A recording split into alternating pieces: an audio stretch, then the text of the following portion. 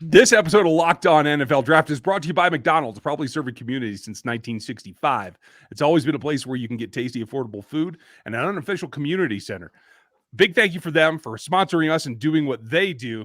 We're loving it. This is Locked On NFL Draft. We have Rob Ryan. We have Eric Crocker.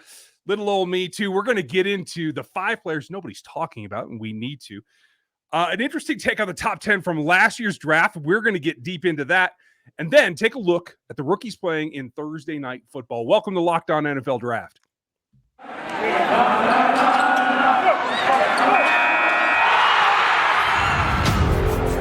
You are Locked On NFL Draft, your daily podcast covering the NFL Draft. Part of the Locked On Podcast Network, your team every day.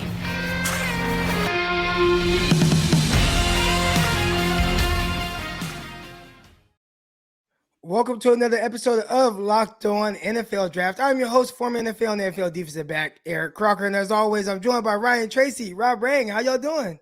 Doing very well, sir. Awesome. So we're going to jump straight into it, man. Rob, obviously, we always lead with an article that he's working on for Fox Sports. And you're talking about some of the 5 players that nobody's really talking about. So let's get into that, man. Let's throw out some of those names. Yeah, that's the thing, is that we are starting to get into mock draft season, gentlemen. And I think that there is a lot of players that you see and hear over and over again. But in my conversations with NFL scouts and in my scouting as well, there's 5 players out there who I think are not getting enough love from the media, from the college fan bases, but that the NFL scouts are saying, hey, shh. These are guys that may actually wind up becoming top 32 draft picks, and that's not my thing. You know, I want to hype up these players and give them a little bit of love. And 2 of them actually played for the Penn State Nittany Lions. And so I wanted to kind of start there. Jahan Dotson, a wide receiver, is absolutely spectacular playmaker, had a splashy performance against Maryland. As you just said, Eric, I mean, explosive. I mean, to me, he reminds me a little bit of a guy in my own backyard, the Seattle Seahawks, and Tyler Lockett, in that he is not only a really savvy route runner for a guy who's 5'11", can go up and get the football, but he also has the straight line speed to just run right on by people as well. So to me, he is one of those players that we absolutely have to mention. I think that the graduate transfer, Arnold Ebiketie, transfer from Temple, 6'3", 255 pounds, and he has been one of the most explosive, again, to use that word, explosive pass rushers in all of college football so far this season. And that was a little bit of a surprise, considering that the Penn State Nittany Lions lost Jason Owe, now known as Odafe Owe, has moved on to the Baltimore Ravens. And so this was unexpected, yet he has been absolutely spectacular for Penn State so far this season. So to me, that those are 2 of the guys that are absolutely, media members and fans, college football fans, have not been talking about enough so far this year, but the NFL scouts really have been excited about. You have Dotson. You brought him up, and we just kind of mentioned him, so maybe we're showing him a little love on the NFL draft show. But explosive guy, really smooth. And you talked about him being kind of similar to Lockett in a sense of their ability. But the one thing that's a little different, Dotson has a little thicker build, just a little bit, right? He's not as wiry as Tyler Lockett. So that might be something that's even more intriguing to a lot of the scouts, just has that a little bit more of an NFL ready body right now. No, he does. And so that's the thing. That's one of the reasons why I think that he could sneak into the later portion of the first round, whereas Tyler Lockett, of course, was a second round selection. And then if we were going to go back to, some of the guys, again, here in my backyard, I would mention the offensive tackle Jaxson Kirkland from the University of Washington. Now, this has been a disappointing season for Washington in a lot of regards. They just fired their offensive coordinator. They were expected to be a top 25 team this year, and lost to Montana right in the season opener. But at the same time, while Jaxson Kirkland, the left tackle, struggled a little bit against Aiden Hutchinson of Michigan, in that really high-profile matchup. I mean, who has not struggled against Aiden Hutchinson. And Jackson Kirkland has not given up a sack the rest of the season. And so he had a spectacular performance this past week against my top-rated player and the top-rated player for a lot of people. Oregon's Kayvon Thibodeau did not give up a quarterback pressure, did not give up a sack in that game, is 6'6", 315 pounds, has the frame that a lot of NFL teams are looking for.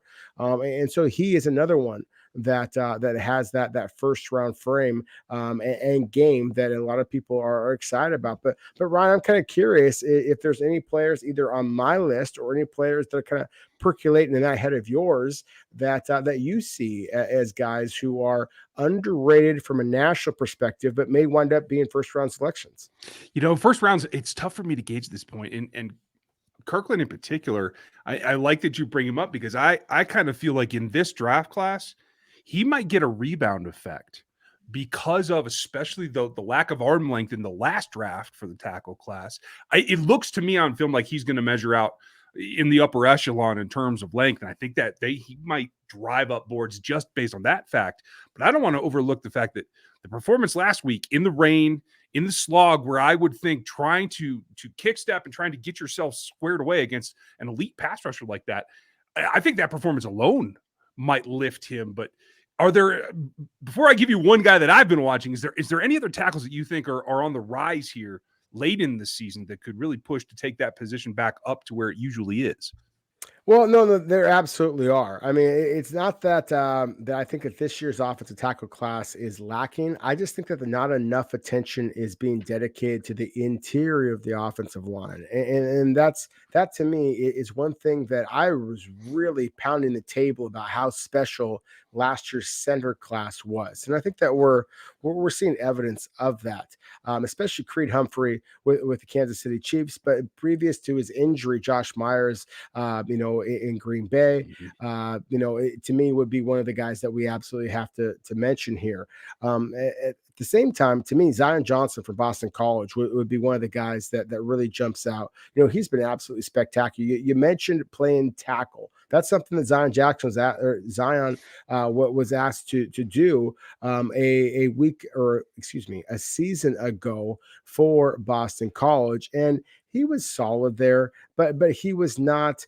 He just doesn't have the frame. He doesn't have the length, as you just mentioned. He's 6'3", 315 pounds. He does kind of have shorter, stubbier arms. I think he's probably going to measure in at 32.5, 33-inch arms. And so to me, you put him back inside at guard, where Boston College has so far this season, and lo and behold, he's become one of the most dominant offensive linemen in college football. So I think that there's a number of intriguing offensive tackles. I wouldn't be surprised if some of the guys who are a little bit raw wind up going early into the NFL draft, because this last year's class did lack some of those guys that have that prototypical NFL length. But in terms of guys who can come in, plug and play, and be a starter from day one, Zion Johnson from Boston College, to me, is one of the guys that was in my article, and I think is going to wind up being a first-round selection when it's all said and done. Well, I don't know if this guy can be a first-round selection, but Brandon Joseph, the safety out of Northwestern, and they're kind of stacking up these good defensive backs coming out of there. They just had Greg Newsome, who I loved his film. Brandon Joseph, this is another guy with tremendous ability. So, I'm pretty sure eventually he's going to start to really get on guys' radars. I mean, this is a talented safety draft class, and I think he's somebody that kind of adds a little bit to that mix, a terrific football player. This episode of Locked On NFL Draft is brought to you by McDonald's, proudly serving your community since 1965. McDonald's has always been the place that's just, not just good, tasty, affordable food, but it's a place for friends to come and connect, friends and family, a place where classmates can meet up and have study groups. And, knowing that they have dependable Wi-Fi, I know I've used it at, different times, endless supplies of French fries, McFlurries. I really like the apple pies, and when they have the strawberry pies, it's a place where, whether you win or lose, you and your teammates, you guys just like to go and relax and grab a bite of food. So, it's always a place that everybody has looked forward to. I know in my family, when I was a kid, we loved when our mother would take us to McDonald's, instead of her cooking some spaghetti or meatloaf or something like that. So you guys right now, head over to your local McDonald's to refuel and connect. And did somebody say Locked On? Yes, Locked On NFL Draft. We might have to have a little draft show over there at McDonald's. That'd be something kind of cool. And also, when you're on your way to McDonald's, why not stop and head over to, gas and gas up by using Get Upside?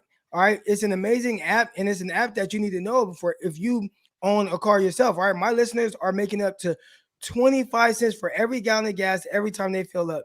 Now, all you have to do is just download the Get Upside app at your Google Play Store or your Apple Store right now and use promo code Touchdown. When you do that, you'll get a bonus of 25 cents for every gallon on your fill up. All right, that's up to 50 cents cash back. All right, now don't pay full price at a gas pump ever again. Get the cash back by using Get Upside and just download the app. Now, what are you guys going to do? You're going to go do that right now, and you're going to get 50 cents a gallon cash back on your first fill up. And some people that drive a lot more than I do, they're making $200 to $300 a month in cash back because they're driving so much and they're using this app. And the payout is really simple. You can use your bank account, PayPal, e-gift card, Amazon, and whatever other gift cards that you have. So just download the app right now, Get Upside app, and use that promo code Touchdown. All right, so guys, Rob, Ryan, we wanted to get into some of Daniel Jeremiah's comments, and he put out this tweet from one of his scouting buddies and said that, a scout of his or a buddy of his said that everybody at top 10 last year could potentially go number 1 overall this year. What are your guys' initial thoughts when you hear something like that? Well, at least for me, my first thought is that, well, that's just a reflection on the quarterbacks, and to basically quote Daniel Jeremiah's tweet, interesting opinion from a scouting buddy, 10 players from the 2021 draft would be first overall in the 2022 draft. Now, I don't think that that's the most respectful thing to say to guys like Kayvon Thibodeau, Evan Neal, Right. the offensive tackle from Alabama. I mean, we talked a little bit before about Kyle Hamilton, the safety from Notre Dame. The reality is the players that were drafted in 2021, of course, are not available in 2022. But at the same time, again, to me, the number one takeaway here is something that we've already talked about in our show many times, gentlemen, is that this is a draft class in 2022 that just simply lacks the obvious quarterback talents, the obvious running back talents. I still think this is a pretty solid receiver class, but I don't see a Jamar Chase. I don't see a Devontae Smith as a Heisman Trophy kind of candidate, and so to me, this is more reflection about the fact that there are some really good football players. They just happen to be defensive linemen. They happen to be cornerbacks. And those guys are really important to today's game as well. So with all due respect to Daniel Jeremiah, a buddy of mine, a buddy of many out there, and certainly among many NFL scouts, he does a terrific job. I also think that this might be a reflection of the fact that his scouting buddy might be a team that is just desperate for quarterback help at this point. It certainly seems like that because that is the starkest difference, right? Because I could see an argument, Kyle Pitts was a rarity with a top 10 tight end. Maybe you could say that's certainly not in this class. Like, I don't know.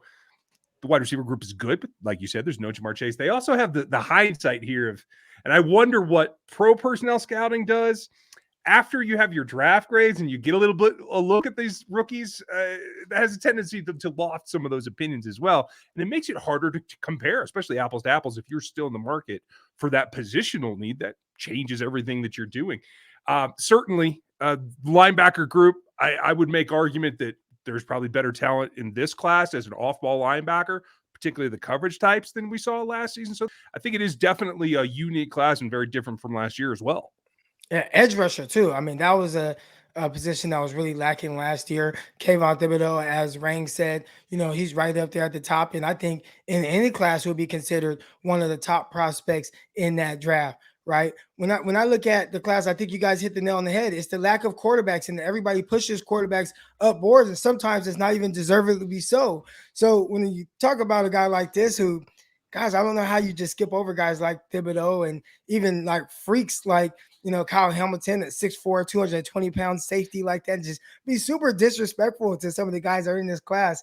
I think that's a little strange. And it's even strange for Daniel Jeremiah, a guy who really pays attention to draft classes, and he's a draft guy, and to kind of echo that and tweet that out and put that out into the Twitter sphere, kind of leave it open to a lot of scrutiny. That was interesting for him to, tweet that out. I'd want to do a poll of execs or scouts that he knows probably this has probably already happened in his text messages about, hey, for those teams who don't need a quarterback, how many of you agree with this statement? Because I'm guessing it's pretty thin, to tell you the truth. I think a lot of times we always look at it like that, right? Like, oh, like, just the most recent class is just so much better. But then I bet as they really get their boards together, really start diving into the talents, really start to, dig into these prospects, see them test, get their height, weight, speed, the measurables and things like that. They'll start to fall in love with guys, and there will be guys that get pushed more, up the board. And speaking of getting pushed up the board, man, we are back and better than ever with a new web interface to start the basketball season. More props, odds, lines, and better than ever. BetOnline remains your number one spot for all your basketball and football action this season. Head over right now to the updated desktop or mobile website to sign up today and receive your 50% welcome bonus on your first deposit. Just use promo code Locked On to receive the bonus. And, from basketball to football to hockey, boxing, UFC, your favorite Vegas casino games, don't wait to take advantage of all the amazing available offers for the year 2021. So BetOnline is the fastest and easiest way to bet on all your favorite sports. It's BetOnline, where the games start. All right, guys, as you know, man, we got some Thursday night football coming up. A lot of talented rookies in this class. And I think the obvious is probably maybe go with Waddle, a guy who's leading all rookies in catches. But I actually want to start on the other team with Bateman, who's recently come back for Baltimore. He's healthy now, and he's out there getting active. Have you guys watched Bateman since returning? And if so, what have you guys thought about him? Well, to me, I mean, he as you mentioned, Eric, I mean, he's only returned in the last couple of games, and hasn't had the production that, maybe that we might be expecting of a first round receiver. I think he's got, a dozen catches at this point for 160 yards. I mean, that was sound like a typical game that he had at Minnesota, Right. but at the same time, I also see the traits that led me to grade him as a first round player. I just think that this is a smooth route runner. I love his hands. He catches everything in a zip code. And to me, he is exactly the type of guy that makes a lot of sense for Baltimore Ravens squad that was looking for somebody to basically be that second fiddle, so to speak, to a guy like Marquise Hollywood Brown, that straight line speed guy.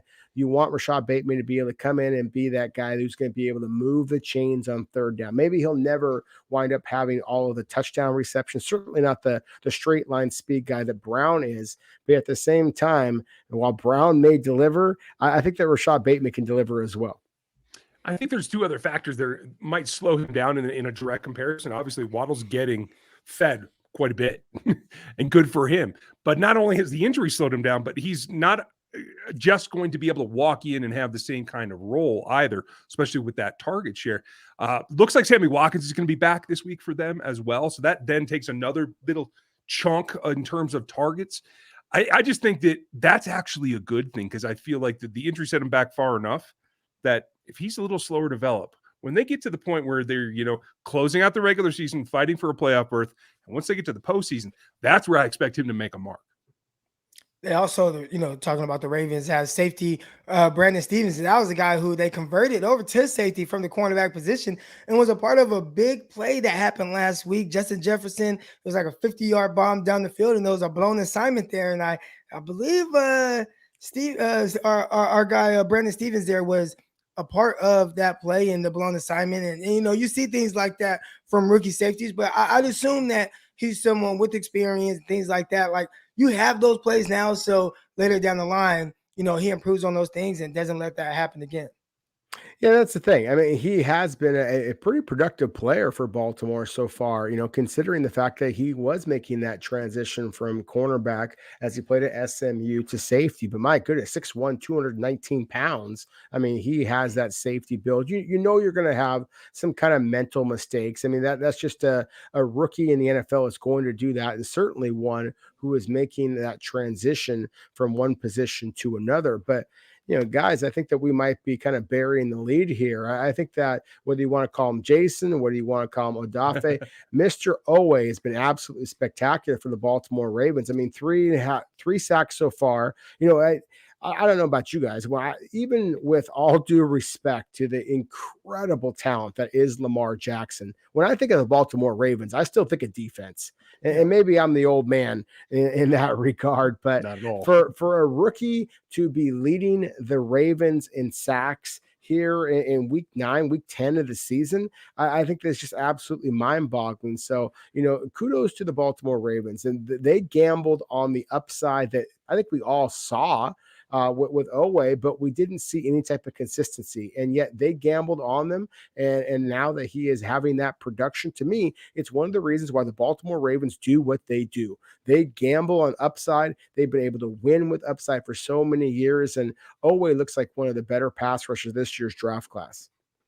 You'll have no argument from me, but I do want to say one other one. Javon Holland's actually made the transition to the NFL really well, right? A guy, did I steal it from you? I'm sorry. I was a little concerned about the transition for him. I thought Miami was a good place to land, but given the drama with Fitzpatrick before, like, how were they going to use him? Was it going to be effective for his style? I'm really glad to see him. He's got an interception, 2 PBUs as well. So he's leading the rookie group down there in terms of performance on the field. And I think you can see the evolution going on for him as well. Yeah, Javon Holland, he was a guy, you guys know I love my defensive backs, and I watched a good amount of him coming out of Oregon, and he was kind of, obviously he's listed as a safety, and he would place him too high, but they also played him in kind of that star role, right? Kind of like this nickel position, but it's like a safety that doesn't have to come off the field, and he played there well. I thought he did good in space, but I was like, you know what? I would like to see him even in a little bit more too high. I thought Oregon kind of did a disservice for him. I mean, they put him in a lot of tough positions, a lot of tough matchups against more quicker or shiftier receivers. I thought more times than not he held his own, and I was curious to see how does he transition to the NFL as more of a pure safety. So far, just had that interception last week. That's working out. But a transition that has been really weird is Jaylen Waddle. And I mean, we talked about it, leading all rookies in receptions. He has a ton of receptions, but he's averaging like 8.5 yards per catch. And that's not something that I would have ever thought with a guy that has his type of speed, his type of explosive ability, especially what we saw from him at Alabama. We're not getting that right now. He's kind of more of just a, run to the sticks, turn around, catch the ball, get a yard or two extra. But are you think they're going to misusing him, especially a guy that they drafted so high? They drafted him in the top 10, but they're using him like he's Trent Taylor. That's true. No, they really are. That has been absolutely a surprise to me. I thought one of the reasons why that Jaylen Waddle might be able to have a little bit more of an immediate impact is that he has that rapport, of course, with his former Alabama teammate Tua Tagovailoa. And so I thought, wow, this could be sweet music playing in Miami right off the bat with Waddle. I had my concerns about Waddle. The fact that over his 3 seasons, in Tuscaloosa, his statistics went down every single season. And guys who have that kind of spindly frame, to me, oftentimes they struggle with durability. But Waddle, to his credit, has been very durable, has been very tough, is getting the ball an awful lot. I'm surprised that he only has 3 touchdowns and is averaging 9 yards a reception, as you just mentioned, Eric. For a guy that is getting as the ball in his hands as many times as he has, frankly, I thought that he would be making some splashier plays at this point. And we'd be remiss if we didn't mention Miami's other first round selection, Jalen Phillips, the pass rusher. We talked about Owe for the Baltimore Ravens as well. Phillips has a couple of sacks to his credit already this season also. So to me, that's one of the fascinating things about this Thursday night game, gentlemen. It's not just the receivers. They're going to get all the buzz, but it's the fact that there are good players that are first-year players for both clubs, and that's one of the reasons why the future does appear to be bright, both in Baltimore, as expected, but also for Miami, a team that's 2-7 so far, but some of their best players are some of their youngest players. Young is it's a two-edged sword, right? you have that ability to improve. You have upside, but you got to get into it too. One guy that struggled to this point, and I want to see if he can make some hay against the Ravens, is Liam Eichenberg, who's had to play both sides of this line at both tackle positions so far, but has been a struggle. Now, he was taken in the second round, but still in the top 45 picks. And I thought he was going to actually make the transition a little bit cleaner than he has. I know there was concern about arm length and that kind of thing, but I felt like he played well at Notre Dame. I just haven't seen the same kind of performance on the field here. Maybe he can get it turned around as the season goes on. Do you have any kind of faith in that, either of you? For me, I do. I like Eichenberg. To me, I think that he is going to be a really good football player for Miami. I just think that transition from tackle to guard, because he played exclusively tackle at Notre Dame, and then in Miami, of course, he bounced, as you just mentioned, bounced around to both sides. I mean, basically, Miami was using all over the place as if he is that veteran when he's not really, at least not the NFL level. So I do have a great deal of faith in him. But as Eric mentioned before with Brandon Stevens, the cornerback turned safety in the NFL, you're going to get beat sometimes. And considering the fact that Miami, does have the young quarterback, it's not necessarily going to be able to help an offensive lineman like Eichenberg, who's never had a quarterback quite like Tua. I mean, Tua is a different kind of guy. Jacoby Brissett as well is a different kind of a guy. These are guys that can move around the pocket a little bit. With all due respect to the quarterbacks that he had at Notre Dame, good players, but not this kind of caliber guys. They usually were just able to beat teams with their just pure talent. Then I think that's one of the reasons why Eichenberg has struggled a little bit so far as rookie season. I think that's going to be really the evolution for him as well. And we'll see what he gets to, a guy that can move around and actually break the pocket too. What a novel idea for a tackle to have to guard against. It takes some change there.